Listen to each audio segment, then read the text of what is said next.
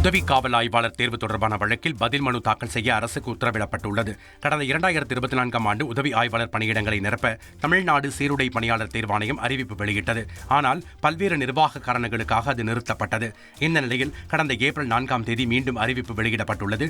இதில் சில தேர்வர்கள் வயது வரம்பால் வாய்ப்பை இழக்கின்றனர். இது தொடர்பாக மெட்ராஸ் உயர்நீதிமன்ற மதுரை அமர்வில் வழக்கு தொடரப்பட்ட நிலையில் தமிழ்நாடு சீருடை பணியாளர் தேர்வாணையம் பதில் மனு தாக்கல் செய்ய உத்தரவிடப்பட்டுள்ளது.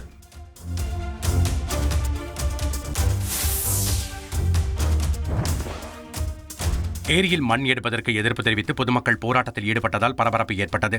ராணிப்பேட்டை மாவட்டம் வாலாஜாபேட்டையை அடுத்த புலித்தாங்கல் பகுதியில் ஏரி ஒன்று அமைந்துள்ளது. இதில் சிலர் மண் கடத்தி வந்துள்ளனர். இதனை அறிந்த அப்பகுதி மக்கள் லாரி மற்றும் ஜேசிபியை சிறைப்பிடித்து போராட்டத்தில் ஈடுபட்டனர். ஆனால் சம்பந்தப்பட்ட அதிகாரிகள் இதற்கு மறுப்பு தெரிவித்து அனுமதியின் பேரிலேயே மண் எடுப்பதாக தெரிவித்துள்ளனர்.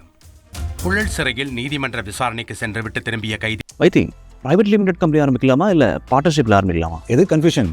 ஒரு எக்ஸ்பர்ட் கிட்ட பேசிடுவோம். எப்படி? பாஸ் வாலா பி தி பாஸ். ஆசன வாயில் கஞ்சா கடத்தியது கண்டுபிடிக்கப்பட்டது.